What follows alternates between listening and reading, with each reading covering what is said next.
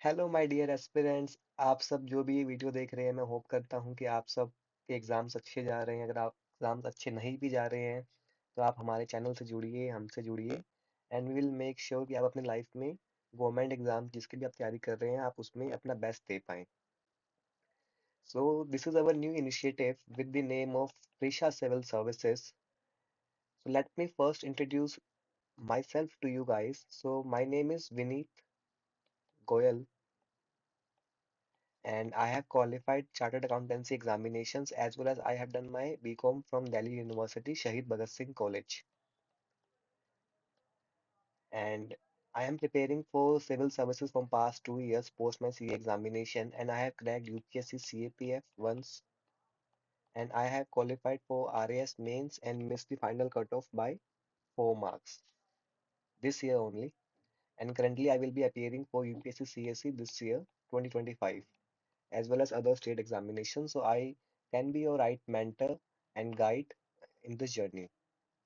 तो ये चैनल का बनाने का हमारा जो मेन पर्पस था वो यही था कि YouTube इतना क्लटर्ड है कि हम कौन सा कंटेंट देखें कौन सा कंटेंट ना देखें। उसमें से जो आधे से ज़्यादा जो कंटेंट होता है वो एग्जाम ओरिएंटेड बिल्कुल भी नहीं होता, कि लोग पढ़ा कुछ रहे एग्जाम में आ कुछ रहा है, लोग आराम पढ़ा रहे हैं एग्जाम में शाम आ रहा है। तो इस चैनल के जो माध्यम से हम आपको जो भी गाइडेंस प्रोवाइड करेंगे उसमें हम आपको एक तो पीवाईक्यूज मैक्सिमम से मैक्सिमम हर एग्जाम कवर करवाएंगे, चाहे वो स्टेट पीसीएस हो, चाहे वो एसएससी हो, चाहे वो यूपीएससी हो। हम ऑलमोस्ट हर एक एग्जाम का पीवाईक्यू आपके पास लेके आएंगे। उसके अलावा शॉर्ट ट्रिक्स जो है ताकि आपको एग्जाम में रिमेंबर करने में कोई इशू ना आए। तो आज जो हमारी फर्स्ट वीडियो है इसमें हम पॉलिटी के टॉपिक से हम शुरू करने जा रहे हैं, जिसमें हमने फंडामेंटल राइट जो कि पॉलिटी का हमारा फर्स्ट टॉपिक है उसको हम पिक कर रहे हैं। अभी जो एग्जाम यूपीएससी है, एसएससी है, स्टेट पीसीएस है जो बना रहे हैं ना, वो बेयर लॉ से बना रहे हैं, स्पेशल जो पॉलिटी के जो क्वेश्चंस हैं इसमें वो लोग आर्टिकल्स भी पूछ रहे हैं, इसमें अमेंडमेंट्स भी पूछे जा रहे हैं, केस लॉज भी पूछे जा रहे हैं, करंट में कोई न्यूज़ चल रही है वो काफ़ी इंपॉर्टेंट बन जाती है। उसके अलावा काफी जो बेयर लॉ में लाइंस दी हुई है ना, उन लाइंस को पिक करके डायरेक्टली क्वेश्चन पूछा जा रहा है कि ये लाइन सही है कि नहीं है, ये ऐसा कुछ कॉन्स्टिट्यूशन ऑफ इंडिया में मेंशन्ड है कि नहीं है। तो आप टेंशन मत लीजिए, हम इन वीडियोस को सबसे ज्यादा क्रिस्प बनाने की ट्राई करेंगे और हम आपको अच्छे से अच्छा कंटेंट जो है वो डिलीवर करेंगे। तो हम हमारे जो टॉपिक है उसकी हम शुरुआत करते हैं। Fundamental rights.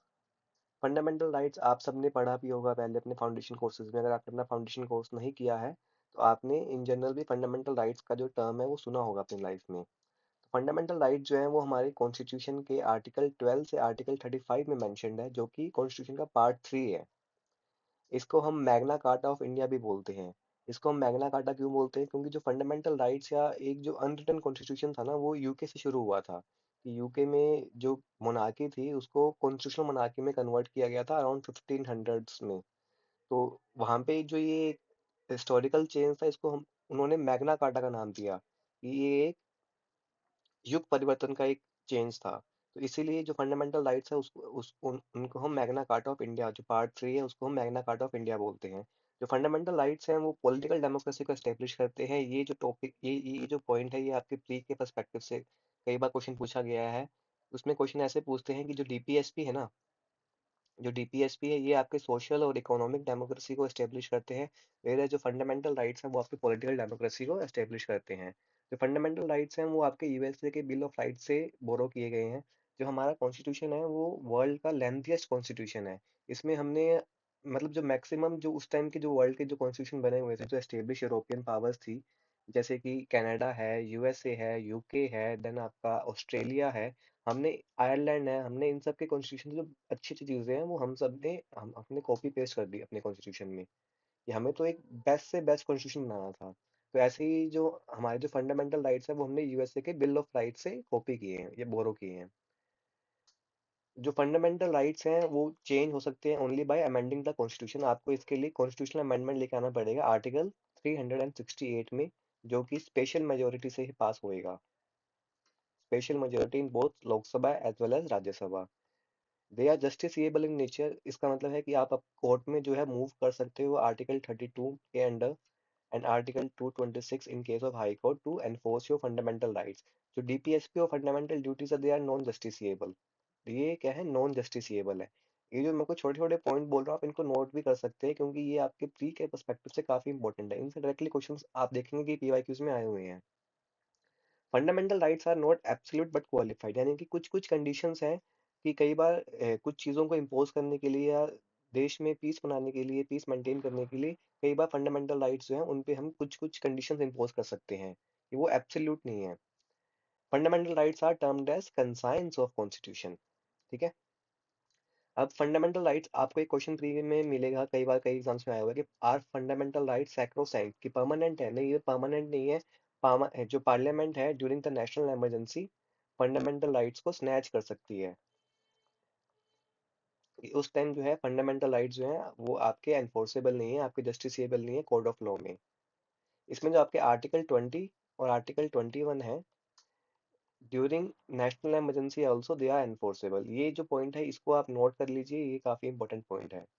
अब हम अपने आर्टिकल शुरू कर रहे हैं। जो फंडामेंटल राइट्स है वो आर्टिकल 12 से आर्टिकल 35 में मेंशन्ड है।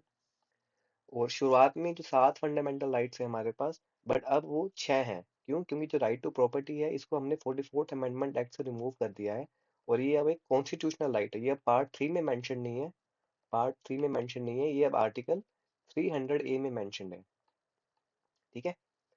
तो अब हम बात करते हैं आर्टिकल 12 की। इसकी मैं आपको एक शॉर्ट ट्रिक दूंगा। अभी तो मैं आपको एक ओवरव्यू दे रहा हूँ फंडामेंटल राइट्स का, कि हर एक आर्टिकल का मैं आपको एक ओवरव्यू दे रहा हूँ। ये कोई फाउंडेशन क्लासेस नहीं है, ये बस आपकी एक रिवीजन बिल्डिंग क्लासेस हैं। तो इसकी हम एक शॉर्ट ट्रिक याद करेंगे। पहले मैं आपको एक ओवरव्यू दे दूँ इसका पूरा। तो आर्टिकल 12 जो है वो स्टेट को डिफाइन करता है कि स्टेट में कौन कौन आएंगे। तो स्टेट में union government and parliament a number पे, then state government and state legislature, then local authority या फिर कोई अदर अथॉरिटी है तो वो स्टेट का पार्ट होती है। इवन सुप्रीम कोर्ट ने आर डी शेट्टी केस, जो कि पी एन भगवती उस टाइम शायद सुप्रीम कोर्ट के जज थे, तो उन्होंने इस केस के माध्यम से ये बोला कि अगर कोई प्राइवेट कंपनी है जो कि स्टेट का वर्क कर रही है, फॉर एग्जांपल टीसीएस है, वो कोई बायोमेट्रिक सर्विस प्रोवाइड कर रही है, या टाटा पावर है, वो कोई ऐसे काम कर रही है कि जो स्टेट को करना चाहिए, या फिर कोई गवर्नमेंट पीएसयू है जिसके पास एब्सोल्यूट मोनोपोली है, तो ये भी जो है वो स्टेट के अंडर ही आएंगे। अगर ये गवर्नमेंट का काम कर रहे हैं या कोई स्टेट पीएसयू है जिसके पास एब्सोल्यूट मोनोपोली है। For example nuclear corporation of India जो थी पहले, या फिर एयर इंडिया के पास जब वो बिफोर 1991 जो एयर इंडिया थी, तो वो सब वो स्टेट एक्टर्स में ही आएंगे। देन आर्टिकल 13 क्या है? लॉज विच इज इनकंसिस्टेंट और controversial with fundamental right can be declared null and void by judiciary. इसमें हम एक डॉक्ट्रिन ऑफ बेसिक स्ट्रक्चर को भी देखेंगे, कि जो डॉक्ट्रिन ऑफ बेसिक स्ट्रक्चर है वो क्या है और क्या था। तो पहली बात तो जो डॉक्ट्रिन ऑफ बेसिक स्ट्रक्चर है वो कहीं पे भी जो बेसिक स्ट्रक्चर वर्ड है वो कॉन्स्टिट्यूशन में मेंशन नहीं किया गया है। ये आपको प्री में कई बार क्वेश्चन मिलेगा कि बेसिक स्ट्रक्चर वर्ड कॉन्स्टिट्यूशन में मेंशन किया गया है, तो नहीं, बेसिक स्ट्रक्चर वर्ड कहीं पे भी मेंशन नहीं किया गया। ये केशवानंदा भारती केस जो हुआ था 1973 में, 24 अप्रैल 1973 में, तो उसके बाद सुप्रीम कोर्ट ने डॉक्ट्रिन ऑफ बेसिक स्ट्रक्चर दी थी। डॉक्ट्रिन ऑफ बेसिक स्ट्रक्चर इतनी सी बात बोलता है कि parliament has the absolute power to amend fundamental rights under article 368। क्या बोला मैंने? Parliament has the absolute power to amend fundamental rights, कि पार्लियामेंट के पास एब्सोल्यूट पावर है कि वो फंडामेंटल राइट्स को जैसे चाहे वैसे अमेंड कर सकती है, but subject to basic structure of the constitution. मतलब कि जो कॉन्स्टिट्यूशन की एक फाउंडेशन थी, आप उसको रिमूव नहीं कर सकते हो, कि जो एडिफिस थी जिसपे कॉन्स्टिट्यूशन को हमने बिल्ड किया है, उन चीजों को आप रिमूव डिसमेंटल नहीं कर सकते हो। तो सुप्रीम कोर्ट ने फ्रॉम द टाइम बीइंग उसके बाद से कुछ कुछ चीजों को बेसिक स्ट्रक्चर में ऐड किया गया। जैसे कि रूल ऑफ लॉ है, वो बेसिक स्ट्रक्चर में आता है। सुप्रीमसी ऑफ द कॉन्स्टिट्यूशन है, वो बेसिक स्ट्रक्चर में आती है। इंडिपेंडेंस ऑफ जुडिशरी है, वो बेसिक स्ट्रक्चर में आती है। सेक्युलरिज्म है, वो बेसिक स्ट्रक्चर में आता है। Federal character of Indian constitution है, फेडरल करेक्टर, वो फेडरलिज्म बोल लो आप, ये बेसिक स्ट्रक्चर में आता है। रिपब्लिकनिज्म है, ये बेसिक स्ट्रक्चर में आता है। डेमोक्रेटिक फॉर्म ऑफ गवर्नमेंट है, ये सब बेसिक स्ट्रक्चर में आते हैं। और पार्लियामेंट जो ये चीजें हैं इनको रिमूव नहीं कर सकती बाय अमेंडमेंट। अब इसके बाद हम देखते हैं जो हमारे फंडामेंटल राइट्स हैं वो कौन कौन से हैं। कि हमारे पास 6 फंडामेंटल राइट्स हैं। पहला है राइट टू इक्वालिटी, जो कि आर्टिकल 14 से आर्टिकल 18 तक हम कवर करते हैं। देन हमारे राइट टू फ्रीडम्स हैं, article 19 to article 22। Then right against exploitation, article 23 to article 24। Right to freedom of religion, article 25 to article 28। Cultural and educational right 29-30, and right to constitutional remedy, article 32 to article 35। यहाँ से जो है आप video cut भी कर सकते हो, क्योंकि यहाँ से मैं आपको एक शॉर्ट ट्रिक दूंगा। एक नहीं, मैं आपको 3 शॉर्ट ट्रिक दूंगा to remember all this fundamental rights.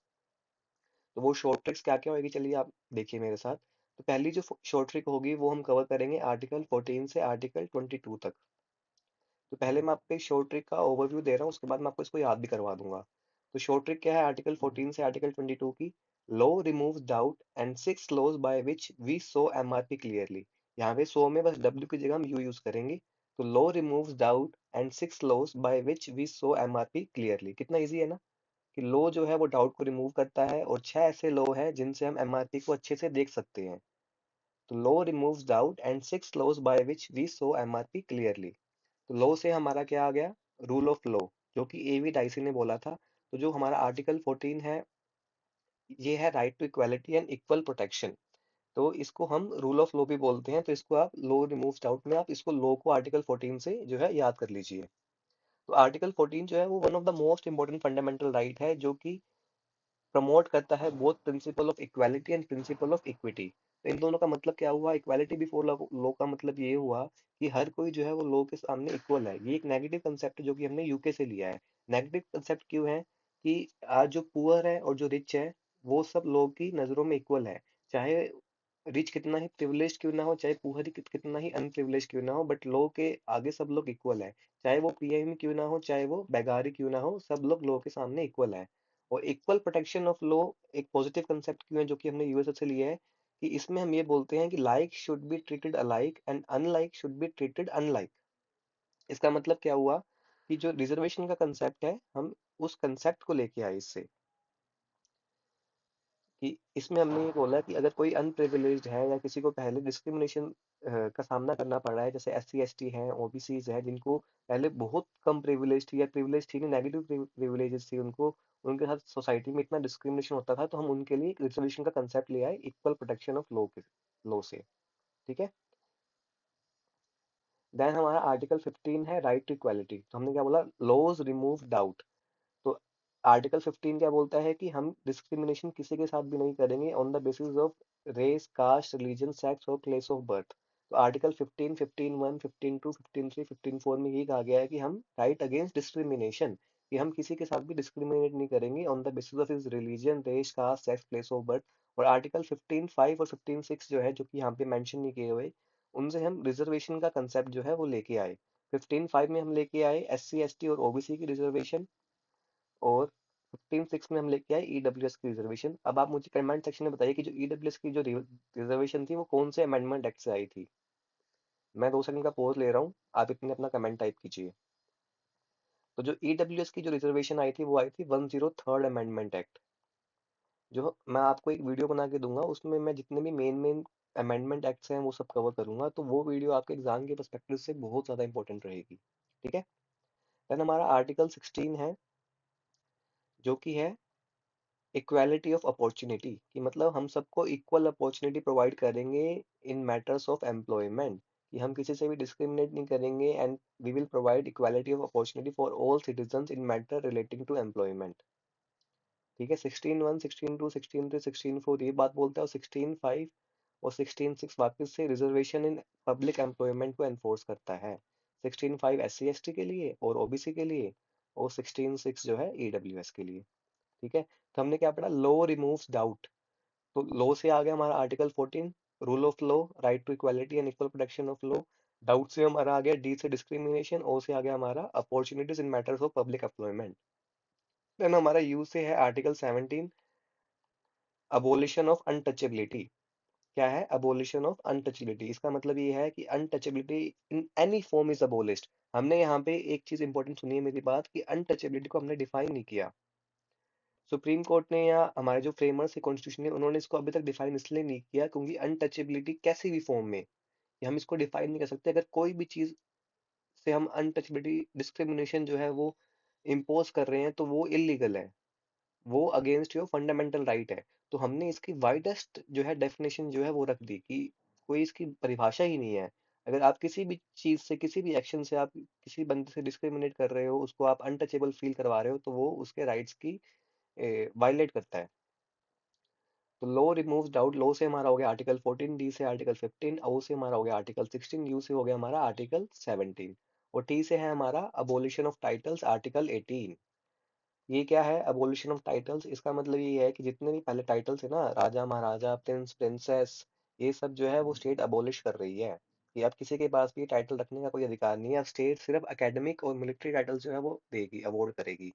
यानी कि आपको सीए, डॉक्टर, इंजीनियर, आप ये जो प्रीफिक्स है ये अपने नाम के आगे लगा सकते हो।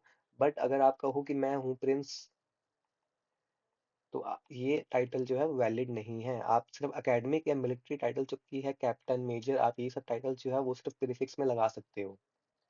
इवन सुप्रीम कोर्ट ने बालाजी राघवन केस हुआ था, उसमें सुप्रीम कोर्ट ने ये बोला कि जो पद्मा अवॉर्डीज हैं या जो भी कोई भी अवार्ड आपको मिलता है, भारत रत्न है, ये भी कोई टाइटल नहीं है।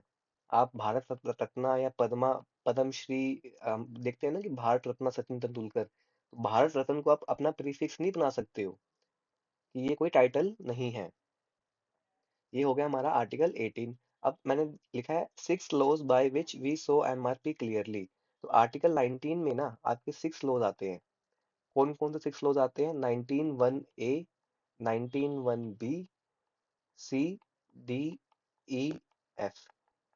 पहले में लिखा सो एमआरपी क्लियरली, तो एस से है हमारा स्पीच एंड एक्सप्रेशन, कि आपके पास राइट है कि आप कैसे मर्जी बात करें, कैसे मर्जी अपने आप को एक्सप्रेस करें, right to freedom of speech and expression. Article 19(1)(b) क्या है? राइट टू फॉर्म एसोसिएशन, कि आप एसोसिएशन फॉर्म कर सकते हैं। देन आर्टिकल 19(1)(c) क्या है? Right to form union, right to form union, की आपके पास ट्रेड यूनियन, एम्प्लॉय यूनियन, जो भी आपको यूनियन बनानी है, आपके पास उसका फंडामेंटल राइट है कि you can form any union. Then article 19(1)(d) क्या होएगा आपका? 19(1)(d) है आपका right to move freely throughout the country, कि आपके पास राइट है कि आप कंट्री में कहीं पे भी जाके जो है मूव कर सकते हैं, कहीं पे भी जाके आप मूव कर सकते हैं। और जो आपका आर्टिकल 19(1)(b) है, right to form association, right to assemble peacefully without arms है इसका। 19(1)(b) क्या है? Right to assemble peacefully without arms, कि आपके पास राइट है कि आप लोग झुंड में घूम सकते हो। मैंने आपको बताया ना कि जो फंडामेंटल राइट्स हैं वो आपके एब्सोल्यूट हैं, एब्सोल्यूट नहीं है, क्वालिफाइड है। इसका मतलब क्या है कि स्टेट ने कुछ कुछ कंडीशन इम्पोज की है कि उस टाइम आप जो है अपने फंडामेंटल राइट्स को फुल्ली एक्सरसाइज नहीं कर सकते हो। फॉर एग्जांपल, जो सेक्शन 144 है आईपीसी का, वो कंडीशन इम्पोज करता है कि 5 या उससे ज्यादा लोग जो है एक साथ झुंड में नहीं घूम सकते कर्फ्यू के टाइम पे, या जब पीस जो है वो उस एरिया की वायलेट हुई हुई है। तो ये जो है आर्टिकल 19(1)(2) से हम कंडीशन इम्पोज करते हैं, कि जहाँ पे हम जो हमारा फंडामेंटल राइट है वो क्वालिफाइड हो गया, वो एब्सोल्यूट नहीं है उस टाइम। ठीक है।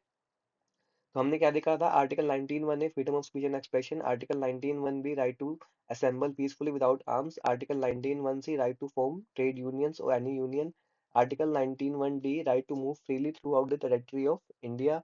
Then we have right to reside and settle throughout the territory of India, article 19(1)(e). M से था कि आप कहीं पे भी घूम सकते हो, और आर से था कि आप कहीं पे भी रह सकते हो, रिजाइड। और पी से आप कोई भी प्रोफेशन जो है प्रैक्टिस कर सकते हो। तो क्या हो गया? ए से हो गया स्पीच एंड एक्सप्रेशन, बी से हो गया असेंबल, सी से हो गया आपका टू फॉर्म यूनियन, डी से हो गया आपका मूव, आर से हो गया रिजाइड, और पी से क्या हो गया आपका? Right to practice any profession और बिजनेस। ठीक है। देन उसके बाद है हमारे आर्टिकल 9, आर्टिकल 20, 21 एंड 22। ये क्या क्या है ये हम देखते हैं। तो आर्टिकल 20 क्या है हमारा? कन्विक्शन ऑफ ऑफेंसेस, कि राइट है आपके पास against any conviction of offences. इसमें हमने 3 चीजें पढ़ी है। पहली है नो डबल जियोपार्डी, यानी कि एक क्राइम की आपको एक ही पनिशमेंट मिलेगी, दो दो पनिशमेंट नहीं मिलेगी। नो सेल्फ इंक्रिमिनेशन, कि बंदा जो है खुद की गवाही देने के लिए आप उसको फोर्स नहीं कर सकते हो।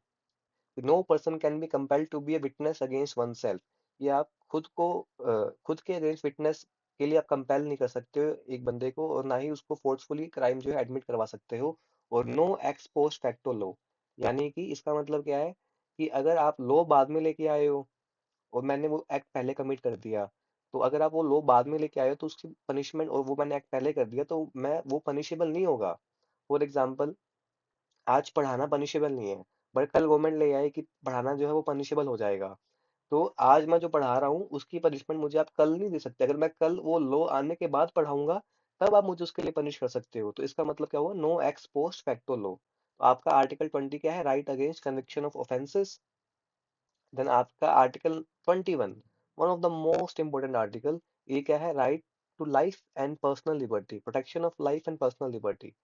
तो सी से होगा कन्विक्शन और एल से होगा लाइफ एंड लिबर्टी। तो ये क्या बोलता है, no person shall be deprived of life और personal liberty except procedure established by law.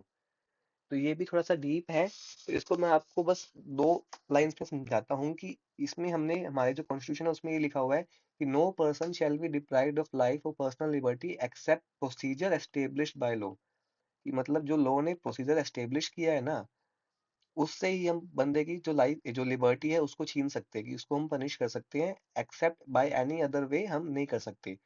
तो इसमें ये है कि अगर पार्लियामेंट कोई अलग प्रोसीजर बना दे तो हम जो कोर्ट्स को वो फॉलो करना पड़ेगा। तो मैं आपको दो चीज बता रहा हूँ कि जो प्रोसीजर एस्टेब्लिश बाय लॉ है ना, ये तो है एक जापानीज कंसेप्ट।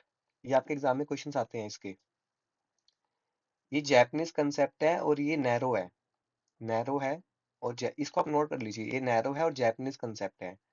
और दूसरा क्या आता है हमारा, दूसरा आता है हमारा मेनका गांधी केस हुआ था एक 1978 में। तो उसमें हमने बोला था कि जो प्रोसीजर एस्टेब्लिश्ड बाय लॉ है इसकी जगह हम लेके आ रहे हैं ड्यू प्रोसेस ऑफ लॉ। इसका मतलब क्या हुआ कि सुप्रीम कोर्ट अपने हिसाब से जो है लॉ को इंटरप्रेट कर सकती है। कि अगर कॉन्स्टिट्यूशन में कोई ऐसी चीज लिखी हुई है जो कि सुप्रीम कोर्ट को सही नहीं लग रही है, सुप्रीम कोर्ट उसकी एक वाइडर इंटरप्रिटेशन ले सकती है और उसको अपने हिसाब से जो है इंटरप्रेट कर सकती है बंदे की लाइफ एंड लिबर्टी को बचाने के लिए। क्योंकि आप ये देखिए सबसे इंपॉर्टेंट आर्टिकल है जो आपका right to life and liberty है, ये सबसे इंपॉर्टेंट आर्टिकल है। सेकंड। हाँ। तो इसमें हमारे दो केस लॉ भी आते हैं, एक तो है ए के गोपालन केस। इसमें हमने बोला कि जो प्रोसीजर एस्टेब्लिश बाय लॉ है वो सही है, ये इसमें हमने नैरो स्टैंस लिया ऑन राइट टू लाइफ।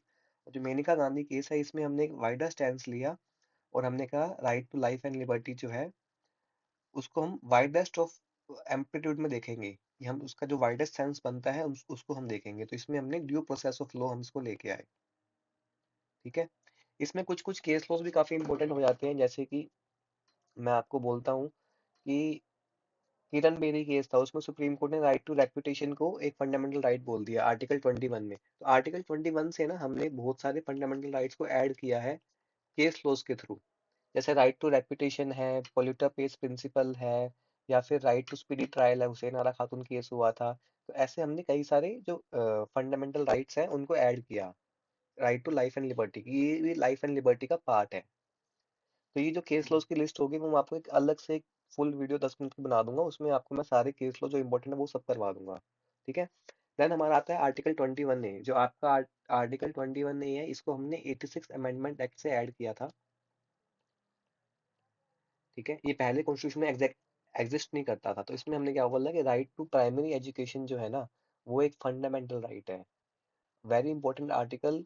जिससे हमें राइट टू एजुकेशन जो आरटी अभी आप देखते हैं ना कि आरटी में स्कूलों में एडमिशन हो रहे हैं, तो वो इसके थ्रू हो रहे हैं क्योंकि ये एक फंडामेंटल राइट बन गया है।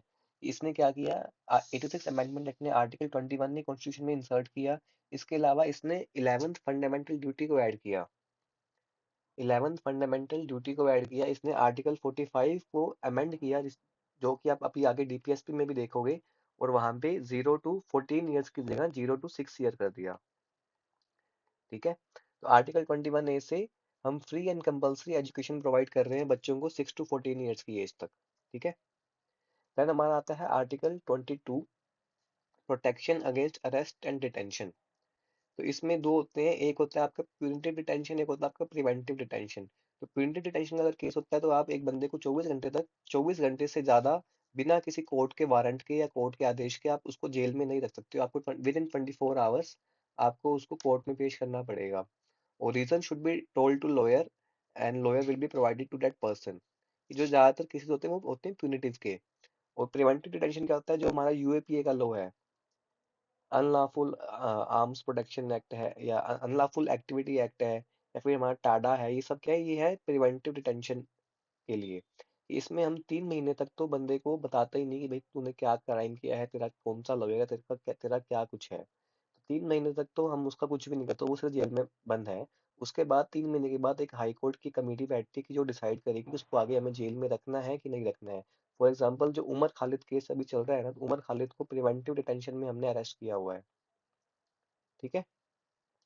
तो हम एक बार शॉर्ट ट्रिक कंप्रेसर देखते हैं आर्टिकल 14 से आर्टिकल 22 की। तो हमने क्या देखा, आर्टिकल 14 से था हमारा law right to equality and equal protection of law. Article 15 से क्या था हमारा, राइट अगेंस्ट डिस्क्रिमिनेशन, कि हम किसी से भी डिस्क्रिमिनेट नहीं करेंगे on the basis of religion, race, caste, sex, place of birth. और आर्टिकल 15(5), 15(6) में हम लेके आए रिजर्वेशन का कंसेप्ट, 15(5) में लेके आए SC ST OBC के लिए, और 15(6) में हम लेके आए EWS के लिए, ठीक है। देन हमने देखा आर्टिकल 16, क्या है ये, opportunity in matters of public employment.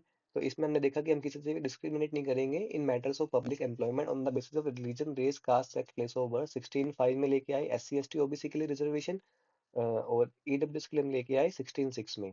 इसमें एक केस लॉ भी था, इंदिरा साहनी केस था, वो भी आप थोड़ा याद रख लेना कि वो इससे रिलेटेड है, 27% रिजर्वेशन ऑफ OBC से रिलेटेड है। फिर हमने देखा आर्टिकल 27 अनटचेबिलिटी का, आर्टिकल 18 वो था टाइटल्स का। तो क्या था, लॉ रिमूव्स डाउट, हमने देखा law removes doubt and 6 laws by which you can see MRP clearly. तो 6 लॉज कौन कौन से हैं आर्टिकल 19 के, सो MRP, सो एस से क्या है, स्पीच एंड एक्सप्रेशन, ए से क्या है, assemble peacefully without arms, U से क्या है आपका, right to form trade unions, right to form unions, M से आपका move freely throughout the country, R से क्या आपका, reside and settle in any part of the country, और पी से क्या है, प्रैक्टिस एनी प्रोफेशन फ्रीली, ठीक है। Then law removes doubt and 6 laws by which you can show MRP clearly। तो सी से क्या है आपका, article 20 conviction of offences, no double jeopardy, no ex post facto law and no self incrimination. L से क्या है आपका, right to life and liberty. E से क्या आपका, राइट टू एजुकेशन। और ए से क्या है आपका, right against prevention, protection against arrest and detention. A से क्या आपका, अरेस्ट एंड डिटेंशन, ठीक है। एक बार हम फिर से शॉर्ट ट्रिक देखते हैं। तो शॉर्ट ट्रिक थी, low remove doubt and 6 laws by which you can see MRP clearly. Low जो है आपके सारे डाउट रिमूव करता है, और 6 ऐसे लो है जिससे आप MRP को अच्छे से देख सकते हैं। तो low remove doubt and 6 laws by which you can see MRP clearly. Low से आपका आर्टिकल 14, डी से 15, ओ से 16, यू से 17, टी से 18, and 6 laws by which you can saw MRP। So MRP आपका क्या होगा, 6 आर्टिकल जो आपके आर्टिकल 19 में आते हैं। फिर आपका क्लियरली से सी से आ गया आपका कन्विक्शन ऑफ ऑफेंसेस, आप आर्टिकल 20, एल से लिबर्टी, ई से एजुकेशन, और आर्टिकल 22 अरेस्ट एंड डिटेंशन। तो आपको ये शॉर्ट ट्रिक अच्छे से याद रखनी है, low removes doubt and 6 laws by which you can see MRP clearly, ठीक है। अब जो आपके आर्टिकल 23 24 है, ये आपको ऐसे ही याद करने पड़ेंगे, इसकी कोई शॉर्ट ट्रिक नहीं है। तो आर्टिकल 23 क्या है, provision of human trafficking and force labour, कि सिर्फ इसकी एक्सेप्शन एक है, force military service during war, कि जो ह्यूमन ट्रैफिकिंग है, जो भी सेक्स रैकेट चलते हैं, या जो भी कोई ह्यूमन को हम ट्रैफिक कर रहे हैं फॉर बेकार और एनी अदर पर्पस, वो सब इलीगल है। और ना ही हम किसी से फोर्स लेबर, जो बंधुआ मजदूरी है, वो भी इलीगल है। और आर्टिकल 24 में हमने क्या बोला, prohibition of employment of children in factory, कि जो बच्चे हैं उनको आप फैक्ट्री में काम नहीं करवा सकते, और चिल्ड्रन जो है वो सिर्फ सेफ प्लेस में ही वर्क कर सकते हैं। इसमें तो ये तो चाइल्ड लेबर प्रोहिबिशन एक्ट भी इसके लिए हम लेके आए थे, आर्टिकल 24 को इम्पोज करने के लिए, कि चाइल्ड लेबर प्रोहिबिशन एक्ट हम लेके आए, कि 14 साल से जो कम ईयर की एज के बच्चे हैं उनकी जो एम्प्लॉयमेंट है वो इलीगल है। और जो उनसे ऊपर भी है ना, जो 14 to 18 की एज के हैं, उनको भी, वो भी सिर्फ सेफ प्लेस में ही वर्क कर सकते हैं आफ्टर स्कूल आवर्स, ठीक है। अब हम देखते हैं आर्टिकल 25 से आर्टिकल 30 की ट्रिक्स, आर्टिकल 25 टू आर्टिकल 30। तो मैं सोचता हूँ कि ये वीडियो काफ़ी लंबी हो जाएगी, तो इसलिए मैं आपको आर्टिकल 30 तक की भी जो वीडियो है वो यहाँ तक बनाता हूँ, और जो बाकी का कंसेप्ट है वो हम नेक्स्ट वीडियो में कवर करेंगे, और साथ में हम PYQs भी कवर करेंगे उसमें, ठीक है। तो आर्टिकल 25 टू आर्टिकल 30, इसकी जो शॉर्ट ट्रिक है वो है, कौन man evades tax attendance and hampers Indian culture and education. कि जो कौन मैन, बुरा व्यक्ति है, वो टैक्स को इवेट करता है, टैक्स अटेंडेंस को इवेट करता है, और इससे हमारा जो इंडियन कल्चर और एजुकेशन है वो हैम्पर होता है। कितनी शॉर्ट ट्रिक है ना, एक बहुत ही, हम सब लोग जो है वो हम टैक्स को अवॉइड करते हैं, हम ट्राई करते हैं कि हम कम से कम टैक्स भरें, बट उससे हम क्या कर रहे हैं, अपने देश को धोखा दे रहे हैं, अपने देश को धोखा दे रहे हैं, तो हमारा जो कल्चर और जो हमारी एजुकेशन है उसको हम वायलेट कर रहे हैं। तो क्या आएगा इसका, कौन man evades taxes tax attendance and hampers Indian culture and education. तो कौन मैन से क्या है, freedom to conscience and religion, freedom to conscience and religion, की हर किसी के पास अपने धर्म को मानने की फंडामेंटल राइट है। कौन मैन, तो मैन क्या है आपका, article 26 right to manage religious affairs, कि हर किसी को अपने रिलीजन के रिलीजियस अफेयर्स को मैनेज करने का अधिकार है। इसको हम थोड़ा सा अभी डीपली भी पढ़ेंगे, आपको थोड़ा याद करवा रहा हूँ। देन आपका आर्टिकल 27 क्या है, freedom of payment of taxes for promotion of any particular religion, कि आपके पास फ्रीडम है कि आप किसी भी रिलीजन के लिए जो है आप टैक्स नहीं पे कर रहे हैं, आपका जो टैक्स है वो किसी रिलीजियस पर्पज से यूज नहीं हो रहा है। ये एक पॉजिटिव करेक्टर है इंडियन कॉन्स्टिट्यूशन का, कि जो टैक्स मनी है ना, will be used to promote all the religion equally. ये जो स्टेट है वो पैट्रनाइज करेगी हर एक रिलीजन को इक्वली। देन हमारा आर्टिकल 28 है, वो क्या बोलता है कि freedom to attendance at religious instruction और religious worship in certain educational institution. इसमें हमारे जो मेकर्स ऑफ कॉन्स्टिट्यूशन उन्होंने ये बोला कि अगर कोई भी इंस्टीट्यूशन पब्लिकली फंडेड है या या फिर वो पार्शियली पब्लिकली फंडेड है, तो वहाँ पे कोई भी रिलीजियस इंस्ट्रक्शन है वो प्रोवाइड नहीं की जाएगी। अगर कोई सपोज मदरसा है, वो मुस्लिम कम्युनिटी ने खुद ने बनाया है, तो वहाँ पे आप दे सकते हो रिलीजियस रिलीजियस इंस्ट्रक्शन, या फिर कोई टेम्पल है वहाँ पे आप दे सकते हो। बट अगर कोई भी स्कूल है या कोई भी चीज़ है वो पब्लिकली फंडेड है स्टेट फंड से, या उसको जमीन स्टेट ने दी है, तो वहाँ पे आप कोई भी रिलीजियस इंस्ट्रक्शन प्रोवाइड नहीं कर सकते हो, या फिर आप किसी को फोर्स नहीं कर सकते हो कि तू यहाँ पे खड़ा होकर सुन इस चीज़ को। ठीक है। फिर हमने देखा कल्चरल एंड एजुकेशनल राइट, जिसमें हम माइनॉरिटी के कल्चरल और एजुकेशनल राइट्स को प्रोटेक्ट करते हैं, आर्टिकल 29 एंड आर्टिकल 30, कि जो कि बोलते हैं कि any section of citizen have the right to conserve distinct language, script and culture. और जो आर्टिकल 30 है वो बोलता है कि right of minority to establish and administer educational institution. ठीक है। हम थोड़ा सा ओवरव्यू लेते हैं आर्टिकल 25 और 26 का। 25 से हम जो है सेक्युलरिज्म का जो कंसेप्ट है वो लेके आते हैं। ठीक है। और 26 में हम बोलते हैं कि freedom to manage religious affairs, कि कोई भी जो इंस्टीट्यूशन है वो रिलीजियस और चैरिटेबल पर्पस के लिए हम उसको एस्टेब्लिश कर सकते हैं, मेंटेन कर सकते हैं। हमारे पास फ्रीडम है कि हम अपने रिलीजियस अफेयर्स को खुद मैनेज करें, और जो वो इंस्टीट्यूशन है वो खुद के नाम पे मूवेबल प्रॉपर्टी या इमूवेबल प्रॉपर्टी को एक्वायर कर सकता है। और जो उस धर्म के लोग हैं ना, सिर्फ वही जो है उस चीज़ को एडमिनिस्टर कर सकते हैं। उनके पास फुली फ्रीडम है इस चीज़ की। ठीक है। अब यार एक लास्ट शॉर्ट ट्रिक पड़ी है, इसको भी हम देख ही लेते हैं ना। आर्टिकल 32 टू आर्टिकल 35 इसको हम कर लेते हैं, उसके बाद जो पी वाई क्यूज है वो मैं आपको नेक्स्ट वीडियो में करा दूंगा। ठीक है। तो हमारा अब सबसे इम्पोर्टेंट जो आर्टिकल है आर्टिकल 32, जिसको हम बोलते हैं heart and soul of the Indian constitution, जो कि हमारे डॉक्टर बी आर अम्बेडकर साहब ने बोला था इसको। तो पहले इसकी शॉर्ट ट्रिक देख लीजिए आप। Supreme court will catch Ramlal. तो सुप्रीम कोर्ट के पास रेमेडीज है आर्टिकल 32 में, तो supreme court will catch Ramlal. तो रामलाल आपकी शॉर्ट ट्रिक होगी आर्टिकल 32, 33, 34, 35। आर से रेमेडीज, ए से आपका आ गया आर्म पर्सनल, एम से आ गया मार्शल लॉ, और एल लाल आपका इतना इंपॉर्टेंट नहीं है, फिर भी आप याद कर सकते हो लाल को, कि legislation to give effect to the provision of this part. ठीक है। तो लाल से आ गया लेजिस्लेशन। ठीक है। तो राम को आप supreme court will catch Ram, ये आपका मोस्ट इंपॉर्टेंट है। ठीक है। आर्टिकल 31 में राइट टू प्रॉपर्टी थी, इसको हमने रिमूव कर दिया, और ये अब एक लीगल राइट है अंडर आर्टिकल 300 ए। लीगल बोल दो, इसको बोल दो कॉन्स्टिट्यूशनल राइट है। ठीक है। अब आर्टिकल 32 में जो है रेमेडीज दी हुई है for the enforcement of fundamental rights, कि अगर किसी भी सिटीजन का फंडामेंटल राइट जो है वो वॉयलेट होता है, तो supreme court under article 32 and high court under article 226 जो है उसको एनफोर्स करवा सकती है। ठीक है। तो इसमें हमारी 5 रेट्स आती है, कौन कौन सी? Habeas corpus, mandamus, prohibition, certiorari and quo warranto. Habeas corpus क्या बोलता है? To have the body of, यानी कि अगर हमने किसी पर्सन को इलीगली डिटेन किया है, कि हमने किसी पर्सन को इलीगली डिटेन किया है, तो हम उसको छुड़वा सकते हैं, कि आप उसकी जो आर्टिकल 21 में पर्सनल लिबर्टी है उसको वायलेट नहीं कर सकते। तो एक ना प्रिंसिपल होता है, प्रिंसिपल ऑफ लोकस स्टैंडाई। इसका मतलब क्या होता है कि जो बंदा केस कर रहा है ना, उसका उस केस से कोई वास्ता है कि नहीं है। तो अगर आपका उस केस से कोई वास्ता ही नहीं, तो आप केस कैसे कर सकते हो ना। बट हैबियस कॉर्पस में प्रिंसिपल ऑफ लोकस स्टैंडाई नहीं एप्लीकेबल होता। मतलब कि आज अगर राम को किसी ने अरेस्ट कर लिया, किसी पुलिस ने अरेस्ट कर लिया, और बिना किसी रीजन के अरेस्ट कर लिया, तो शाम जो है वो सुप्रीम कोर्ट में जाके ये केस कर सकता है कि पुलिस ने राम को क्यों अरेस्ट किया है, ऑल्दो उसकी कोई भी लोकस स्टैंडाई इस केस में नहीं है। तो हैबियस कॉर्पस में हम प्रिंसिपल ऑफ लोकस स्टैंडाई को नहीं मानते हैं। ठीक है। मैंडामस क्या है? वी कमांड, यानी कि issue to direct public official और अथॉरिटी टू परफॉर्म, और टू परफॉर्म ए ड्यूटी, यानी कि जो एक सुप्रीम कोर्ट है वो किसी भी पब्लिक अथॉरिटी को ये कमांड कर सकती है कि आप इस ड्यूटी को परफॉर्म करो, to do a certain duty या to do a certain task. ठीक है। और प्रोहिबिशन क्या बोलता है कि टू फॉरबिड, कि वो मना करती है किसी भी पब्लिक अथॉरिटी को या किसी भी पब्लिक ऑफिशियल को, या कोई भी हाई कोर्ट है वो लोअर कोर्ट को बोलती है कि to to not exceed its jurisdiction, कि अगर आज लोअर कोर्ट है उसके पास किसी चीज़ की कोई जुरिस्डिक्शन नहीं है, फिर भी वो उस केस पे, अगर उस केस पे जो है सुनवाई कर रहा है, तो सुप्रीम कोर्ट या हाई कोर्ट है जो उसको बोल सकती है कि आप इस केस की सुनवाई मत कीजिए। सॉरी, थोड़ा कॉल आ गया था।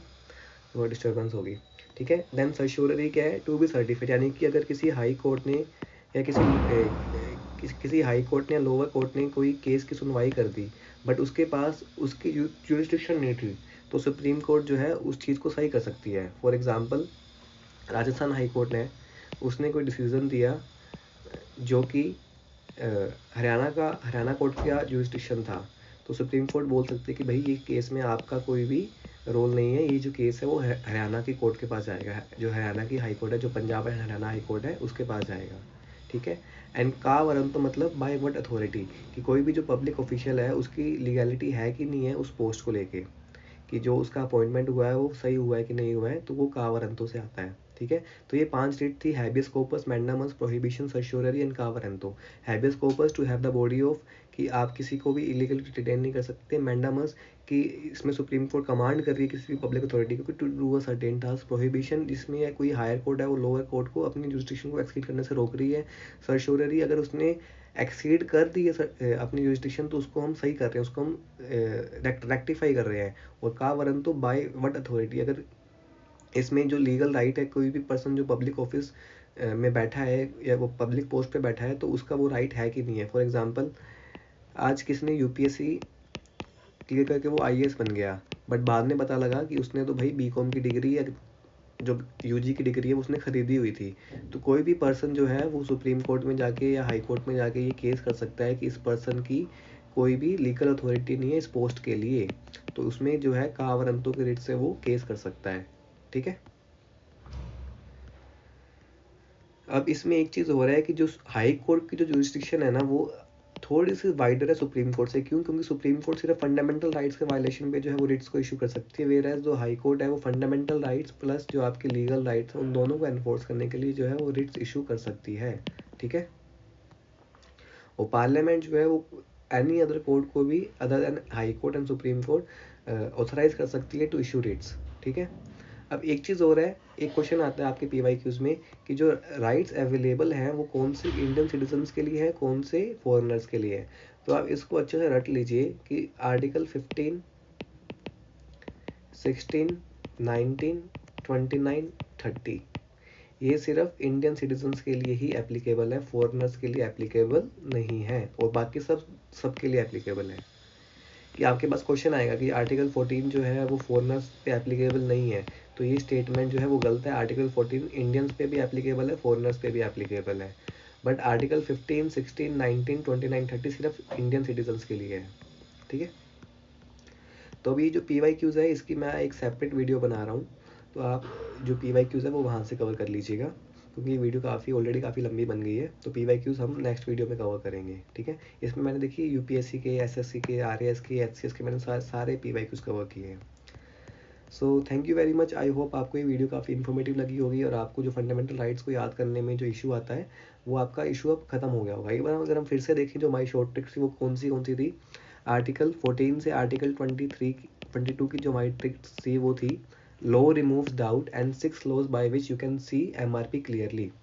तो लो रिमूव डाउट, लो से हमारा हो गया आर्टिकल 15, डाउट से डी से डिस्क्रिमिनेशन आर्टिकल 15, ओ से opportunities of public employment article 15, article 16, then U से हमारा अनटचेबिलिटी आर्टिकल 17, देन टी से टाइटल्स आर्टिकल 18।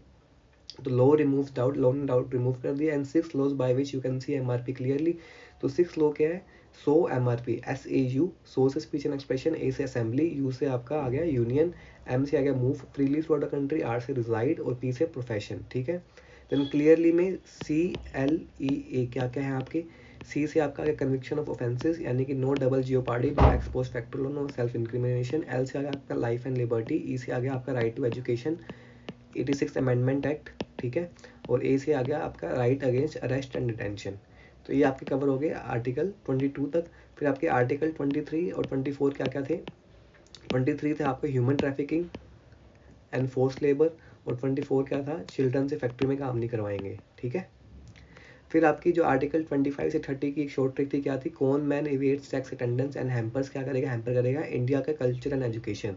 तो कौन मैन यानी कि कंसाइंस एंड रिलीजन, मैन से आपका management of religious affair, tax से आपका right to payment of taxes for promotion of all religion, attendance से क्या है, किसी को भी हम फोर्स नहीं करेंगे रिलीजियस इंस्ट्रक्शन अटेंड करने के लिए अगर वो एक पब्लिकली फंडेड इंस्टीट्यूशन है, ठीक है। देन आपका cultural and educational rights of minority, article 29 और आर्टिकल 30, ठीक है। फिर supreme court will catch Ramlal, वो क्या थे आपके आर्टिकल 32, 33, 34। आर से रेमेडीज, जिसमें 5 स्टेट्स आ गई आपकी। ए से आ गया आपका आर्म फोर्सेस, एम से आ गया आपका मार्शल लॉ, और लाल आपका ऐसे ही है, ठीक है। तो 33 का था power to restrict fundamental rights of armed personnel, की जो हमारे आर्म पर्सनल्स हैं उनके पास जो है प्रॉपर फंडामेंटल राइट्स को हम रेस्ट्रिक्ट कर सकते हैं।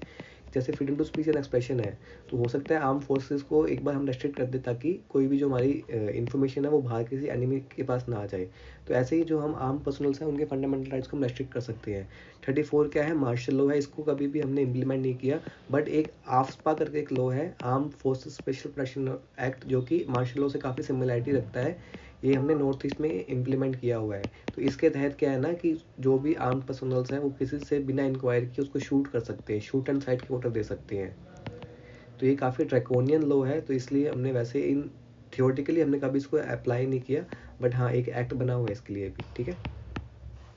सो इसी के साथ हमने सारी शॉर्ट ट्रिक्स को रिवाइज कर लिया। आपको ये वीडियो काफ़ी अच्छी लगी हो, इन्फॉर्मेटिव लगी हो, तो इसको प्लीज़ लाइक कीजिएगा, सब्सक्राइब कीजिएगा। वीडियो काफ़ी बड़ी बन चुकी है मुझे पता है, तो please, thank you very much and good night.